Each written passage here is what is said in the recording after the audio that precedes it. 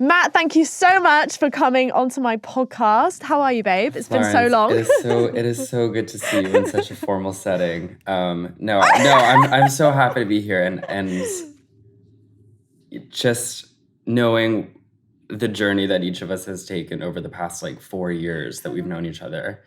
It's just crazy, I'm proud of you, and I'm happy to be talking to you.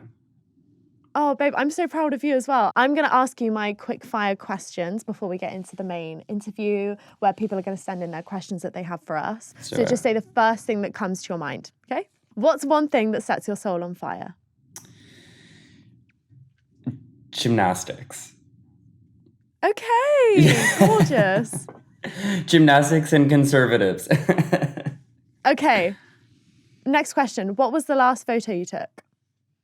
The last photo I took, I think, was of my Halloween costume, which was Britney Spears. What did you wear for Halloween? Oh, gorgeous. I was Britney Spears, with the snake.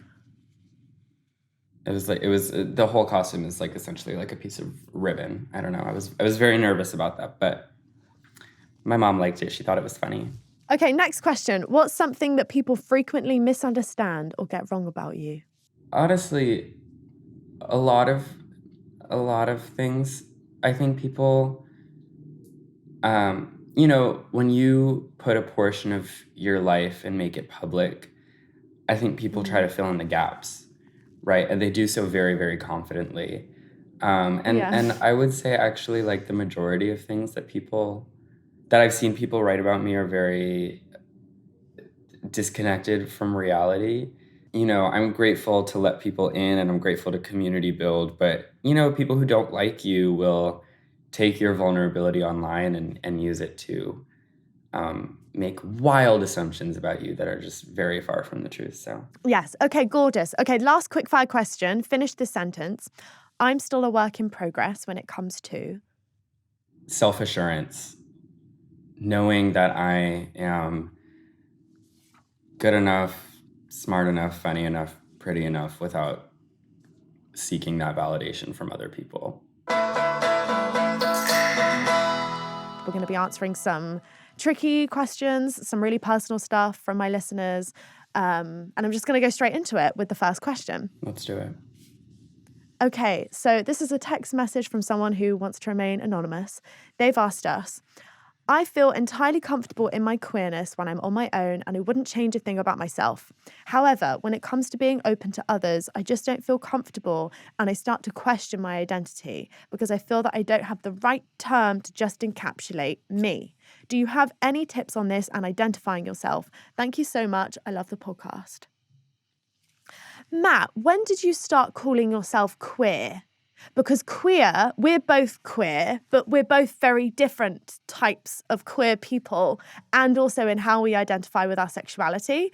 And I often feel that the word queer is such a good word for me because it's so expansive and it encapsulates a very changing sexuality and also gender identity for me with my feelings about it all. But it can mean so many different things to other people. So when did you first start calling yourself queer? I think if we can talk about the word queer, it might help the person. Totally. I mean, I use gay and queer for myself, almost synonymously as describing your sexuality, but also, or your gender identity, but also describing the way in which you are unique and different and positioned against the mainstream versions of what you've been told as a man or a woman or masculine or feminine.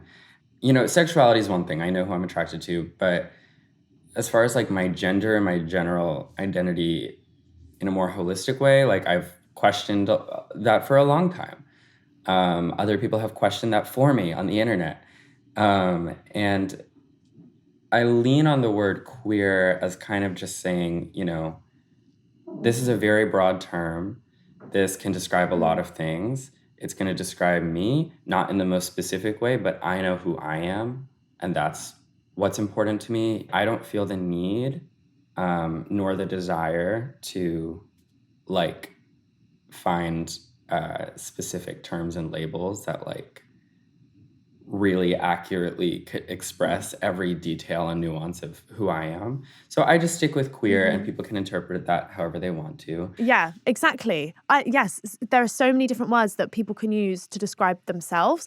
And I feel like the thing with labels, though, is that they are for other people. So you know how you feel. And even then, you might not know exactly how you feel. So when we give a label, it's so that other people know what box to put us in or where we stand on the spectrum of queer. Because queer can also mean anything. It can mean gender, it can mean sexuality, it could mean you're bisexual, it could mean you're lesbian, it could mean you're gay. When I first came out, I was like flip-flopping between the labels of bisexual and pansexual. And I felt that bisexual suited me a lot more. And then I hated calling myself bisexual because people on the internet were telling me that it was transphobic. And I'm not transphobic, and I would date trans people. And it was like, okay, so I can't use that word, but I am attracted to gender, and I'm attracted to people's genders for different reasons. And I definitely identified as bisexual. And then it was a very online problem that people had with the word bisexual. And then when you get into like gay bars and clubs, people just don't care, and they just care if you want to fuck them and if you want to date them. Exactly. So, exactly. Okay, so labels, call yourself what you want. It's for other people, labels. So as long as you know how you feel, whatever you tell other people you are is just for them. Right. And it's good if you know how you feel inside of your body. And it doesn't matter if other people don't. Okay, so now we have our first voice note from Noor from Belgium. Hi, Floss and Matt. I've been on a few dates with women that I've met on dating apps, but they didn't lead anywhere. And there aren't that many queer women on apps where I live. And most of the ones that I've talked to are not really interested in women who have a little experience or who are bi or who recently came out. And there's a big queer party scene, but I'm not really into partying anymore, so I don't really know how to meet queer women. If you have any advice. I mean, I've been using Tinder, Bumble, Hinge, and Her. Also, some women have been like very straightforward, like almost like creepy men, which is like, I don't know, that's not really why I would like to date women. So I'm very confused and I don't really know what to do. So if you have any advice, I'd be very happy to take it. Thank you. Oh my God. Thank you so much for the voice note. Definitely made me laugh. Dating women and using dating apps. I was just thinking yesterday, there's no niche places for queer people. There's no niche places for women. And I think that just being surrounded by other queer women also doesn't mean that you have anything in common with them apart from the fact that you're queer. And I'm so with you on the whole, if you don't want to go out partying or you don't want to go to raves or maybe you don't take drugs, you don't even like drinking, whatever it is, there are very few places, if actually none that I can name at all, that exist where you can meet and be in community with other queer women. That isn't like the one bar in Soho in London for women. And I completely understand the frustration with dating apps as well. It is hard out here. So my tip also would be to, first of all, make moves. If you're ever afraid of rejection when it comes to meeting other queer women or going to gay bars, the worst thing that's going to happen is someone's going to say, sorry, I'm not interested.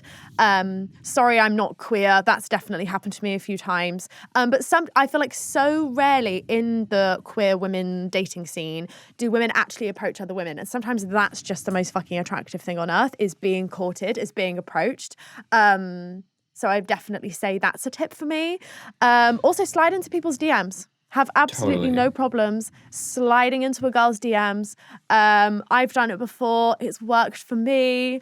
Instagram, the other dating app. Instagram is such a tool, though. I heard this recently. Like, people will use their close friends' Instagram story as like they'll just add people that they see as like potential partners or hookups or dates or whatever. Oh, wow. And if they're traveling to like someone's city or if they just like have a hot picture and they look good that they want to like post to their close friends, then they'll put it, and like that's how they can. I've heard straight women are particular, which is irrelevant to this particular person, but I've heard this is especially functional for straight women. Like you could just like post. I mean, because men, men just like will chase. You could just like post a hot picture on your close friends and add a bunch of men, and they'll be like, "What are you doing?" Yeah. I think like also to try to not have a problem being the pursuer. Totally. And being the person that comments on a pretty girl's picture or likes her pictures or replies to her stories or whatever. Make yourself known, babes. Make yourself known. I've matched with the same person on 5 different apps and still not met them. Like it's like this is life. It's not a problem unique to you, if it's any consolation. And then like no conversation also, like no one talks to each other. It's just matching on all the apps. Right. And then you see them like at a club or out or something and it's like, hey, Billy. And it's like, that's what you're waiting for. Right. It's like, oh, we matched. That literally happened to me with this guy recently where we had matched on every imaginable app. And then I was at a club for my friend's birthday party and I was like, hi, we've matched on every app. And then you know it's on. Oh yeah, and then we went home together. Yeah, then you know it's on. Yeah. Like that's the benefit of it. It's like you're kind of okay. They live close to me. I'll probably bump into them, and then I can use the fact that we've matched on a dating app to just like start that thing up. Right, but honestly, I feel like I know this is gonna sound so old-fashioned, but like I don't use dating apps much anymore. Like I have Grindr, and I've gotten so much better at going up to people in person. Like if I'm at like a gay bar or something. Just starting conversation, get 1 or 2 drinks in you and then it's like, ooh, hey, what's going on? You like, so. Yeah, it's a bit more vibey. Like you can pick up people's energy and you can feel in your gut and in your body. Not always, but their intentions. And I feel like you can tell where someone's a bit more genuine in real life because you have the actions to match the words. Totally. Okay, so we have our next question, and it's from our caller, Georgie. Hey, Georgie, how are you doing? I'm good, thanks. How are you? I'm amazing. I'm so excited to talk to you today. What would you like to ask us? I really wanted to touch on being non-binary. I've just come out as non-binary, and I tried coming out to my one of my family members, and I wanted to know what happens when you're either accidentally or deliberately misgendered, and how to stick to who you are and still inform them, but have a bit of confidence in yourself and your identity. I can't speak on behalf of speaking up on my identity as being non-binary, but in terms of advocating for my sexuality in rooms where people don't understand it, I've always had to do a lot of self-talk inside my head. So I was never comfortable telling people I was bisexual until I felt fully confident with that label. It's almost like, when you have a really amazing idea, but you're quite in a vulnerable place about it and you've not shared it with anyone yet, whether it's a business idea or a piece of artwork, and you don't want other people to plot this self-doubt into your head because it's so precious and vulnerable to you, and it's almost like this little baby you want to look after it. That's how I felt about being bisexual. So I don't know if there's a way that you could find something in you, like an anchor for when you tell people, Georgie, that I'm non-binary, these are the pronouns I prefer, that you have this anchor inside of you that helps remind you, no matter what the reaction, whether the person doesn't understand pronouns or whether the person doesn't want to use your pronouns because they've known you as she, her for so long, whatever it is, you have an anchor inside of you that grounds you, that you can go back to remind yourself of how you feel and how Georgie feels inside their body. That was amazing. Yeah. Oh, I'm so glad. Matt, do you have anything to add to this? I would just add, you're so well spoken. I would just add that, to even have reached the point where you came out to yourself as non-binary, much less came out to other people, that takes so much introspection and such a strong sense of knowing who you are. And keep that in mind, when other people might make you feel unsure or like they're not seeing you for you or they're not addressing that through pronouns or whatever. Just know first and foremost that you know who you are. No one can take that away from you if they try to, on accident or deliberately. And, how old are you? I'm 19. All right. So you're really young, and there's, and I always say this to people, and even though it's cliche, but there's a huge, huge community of people who are, you know, ready to accept you, who already do accept you. And they'll only become, you know, more and more plentiful in your life. So it gets better. Oh, thank Georgie, you. Georgie, how did you feel when you came out to people? How did it make you feel good in your identity? It was freeing for some people, and then when this one person in my family didn't accept it, it was more the fact they didn't communicate with me on that point and didn't tell me why they didn't understand it. They were just quite defensive, but without being defensive. It was a very complex situation, but to the people that I care about most, I'm very lucky in the fact that they accept me for who I am. No, that's wonderful. It makes me so happy to hear that you have some people in your life who can see you and reflect you back to you through their eyes. There's nothing more validating than being around people who make us feel like we can be ourselves. I also feel like it's worth mentioning that, you know, of course there are some people who are just truly, who are bigoted, who have no desire to learn, who are actively against learning, who, you know, who are homophobic or transphobic or whatever. I think though, the majority of people lie in this gray area in reality where they just don't know. And because they've never had someone in their family who's queer or non-binary or trans, they haven't found a reason to educate themselves and to learn. And so true. And are perhaps more open to it than we realize, but are very insecure about the fact that they don't know. And so like I've encountered this in my own family and with people I love in my life where they aren't bad people. They don't want to make me feel bad. They don't want to not accept me, but they don't know how. And their lack of education and their insecurity around that comes out as, you know, well, I just don't get it. And why do you have to bring this all to my doorstep and whatever. And it makes you feel like you're not being accepted when in reality, they're on the road to getting there. And I know being patient for that sucks when you are younger than them and when you've done all that work yourself already. But I think a lot more people are on the road to acceptance than sometimes we realize. And they just say the wrong thing out of insecurity. So I know it sucks, but also don't lose hope that the people in your life who don't understand you now will not understand you forever. Thank you for that. That means a lot. Okay, on to the next question. This is a text from Carolyn in Germany. How do you do activism and speak out for queer rights without burning yourself out? And how do you deal with homophobic and ignorant family members that you end up having the same discussions with over and over again? Thank you so much for making this podcast. Yeah, I mean, I've burnt out probably 6 different times. But we'll talk about that. I want to say first that like I give this disclaimer, I feel like every time I speak to anyone, but I don't consider myself an activist. Never have, continue to not. You know, I'm a person who puts my opinions and jokes about politics, etc., on the internet. You know, regardless of where you are in the scale of activism to just casual participant of the political conversation. Yeah, it's exhausting to be passionate about something and always have to wake up every morning and like explain that passion and fight against people who feel the opposite and whatever. Like politics is fucking exhausting. Having who you are and the people that you love invalidated every day for like political dunking is exhausting.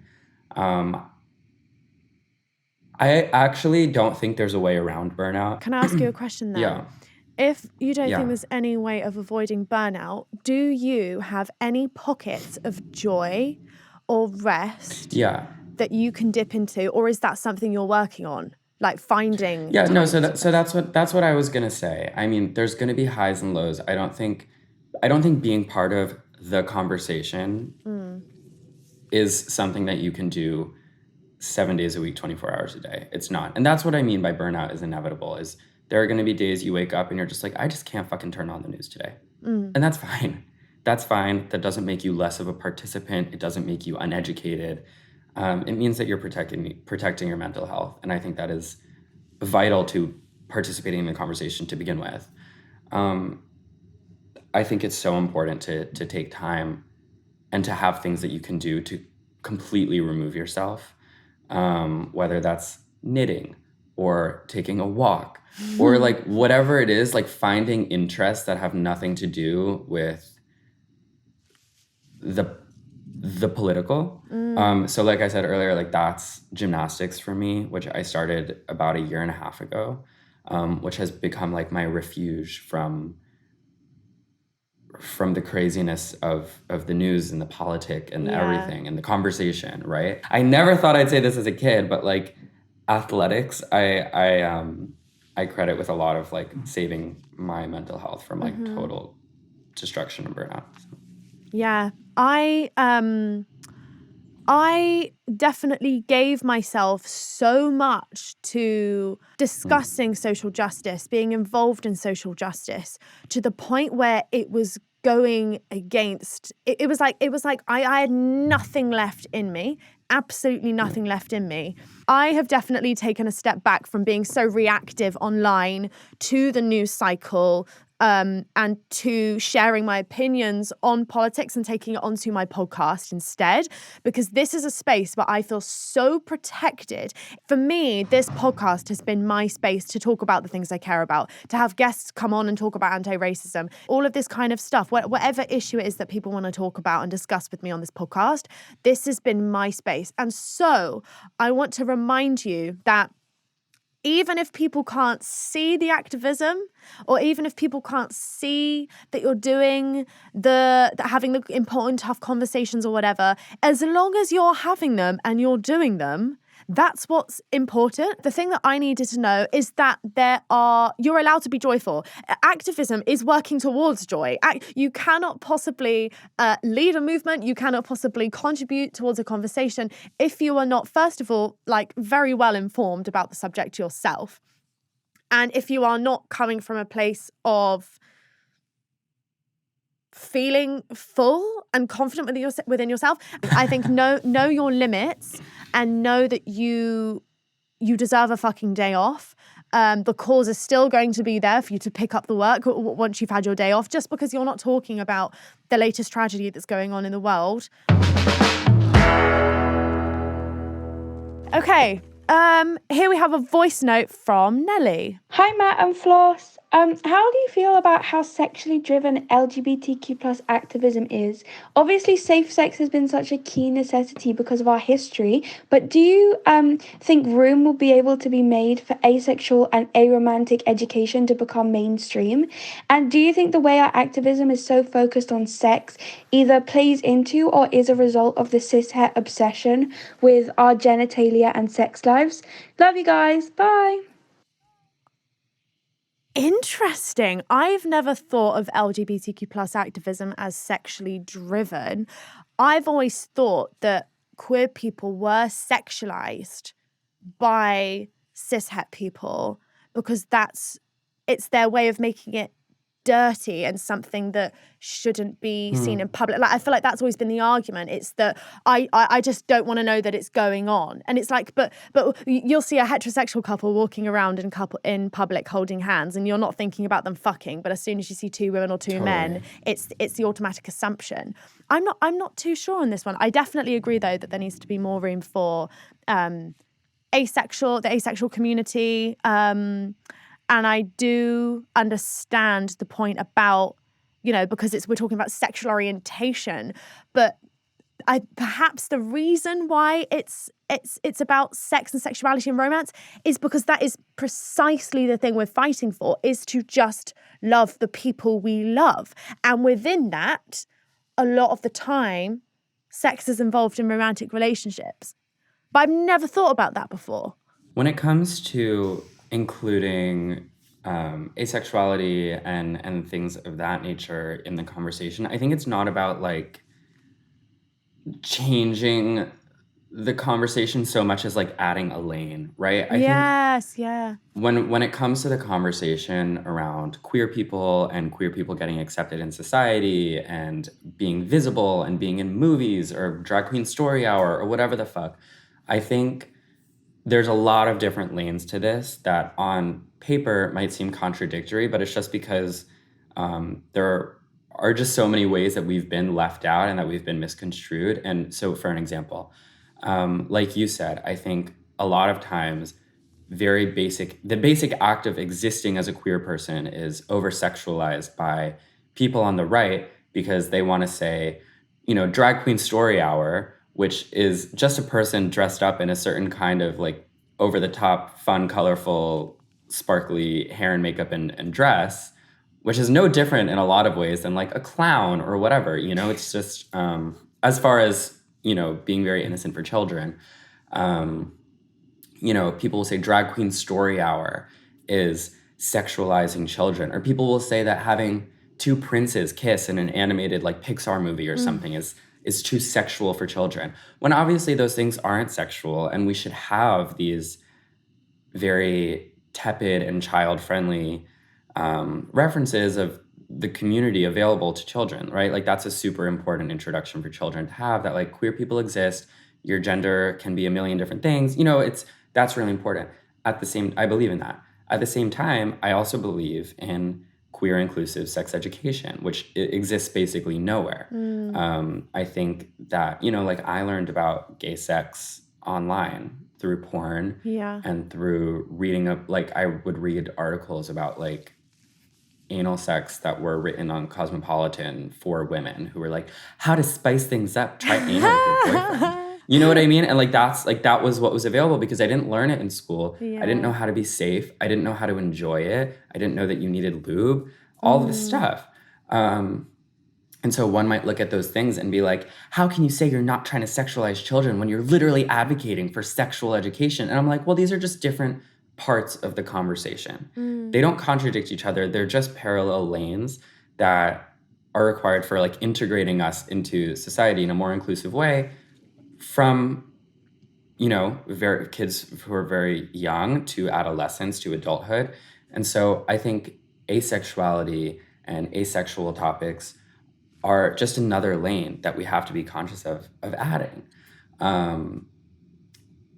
So I think there are definitely parts of the conversation around queerness that are very sexual, but for good reason. Of course. I love that analogy that you used, Matt, about having the different parallel lanes. It's not about like, how do we change it? It's about how do we add it on and make it something that's spoken about more. I think that's so important. I think the person also asked about, is it because of the HIV crisis, or why do people always talk about our genitals and stuff? I don't have an answer for why people always talk about our genitals, especially with gay girl sex. Like people are always asking, like, how does that work? How do you have sex? It's almost this intrusiveness that it's like queer people, there are some queer people who will talk about sex openly and publicly and it will be their identity, and good for fucking them. But actually a lot of queer people don't bring up the sexual stuff with straight people. It's brought to queer people. It's interrogated. I was never asked when I was dating men, like, how do you have sex with men? But it's always this curiosity that straight people have about your genitals and about your body, and they don't know how it works. And it's so intimate and so invasive. A lot of, sometimes well-meaning, sometimes not, cisgender heterosexual people also think that your existing in public space as a queer person means that they're entitled to ask you questions that you would never ask someone who wasn't queer.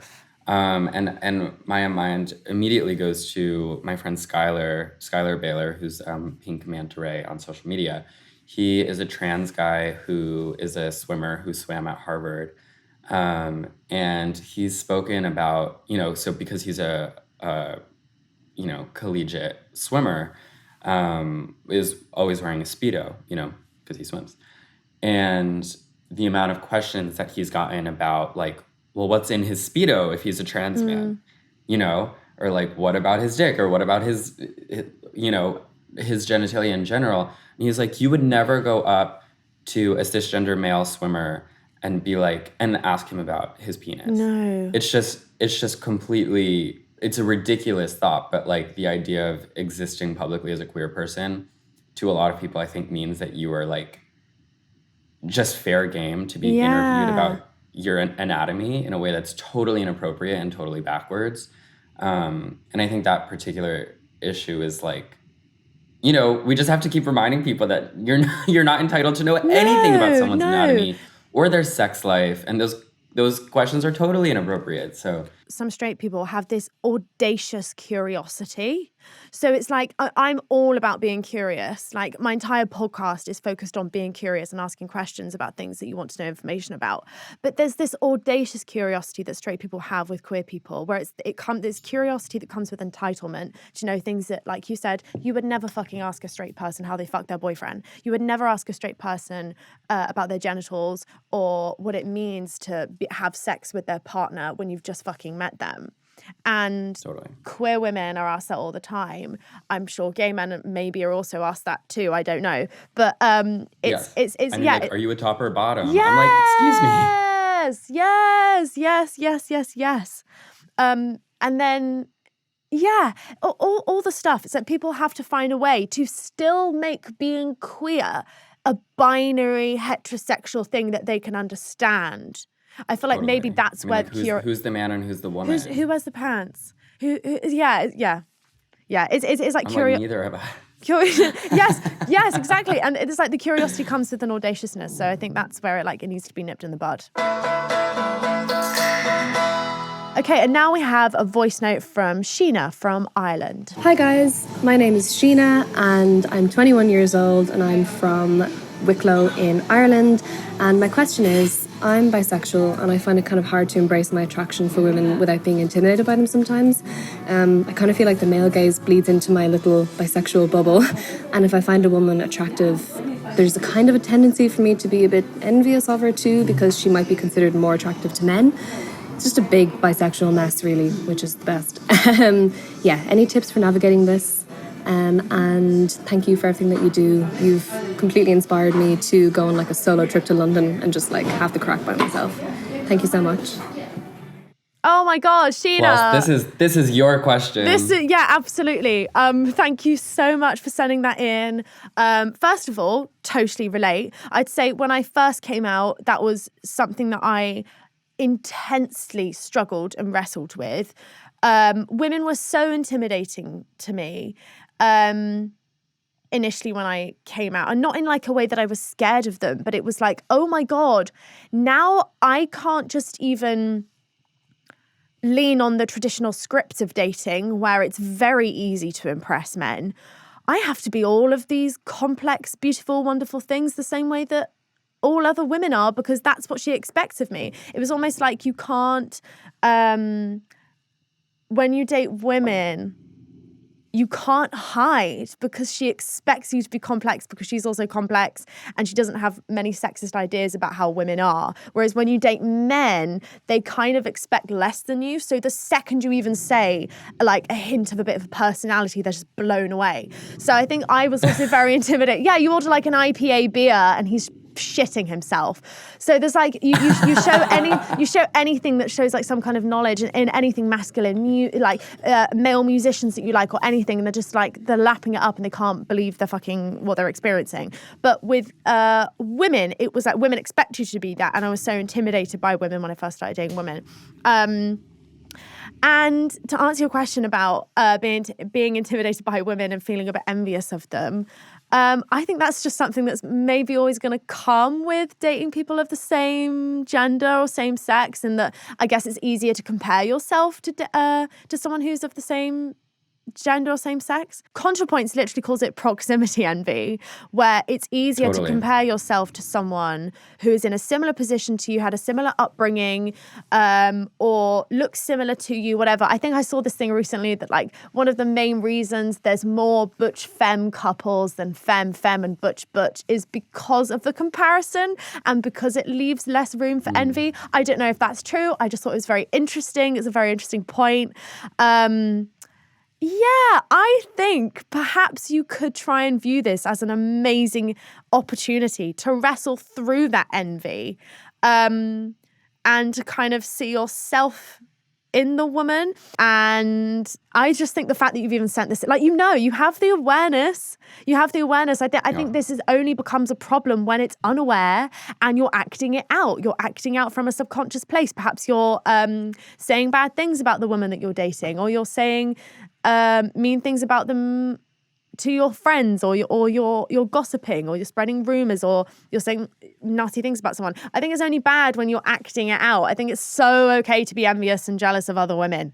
It's very natural emotion because there's also going to be that constant comparison. But I think acknowledging and looking and witnessing jealousy, and to quote ContraPoints again, thinking your feelings and feeling your feelings, but not endorsing them.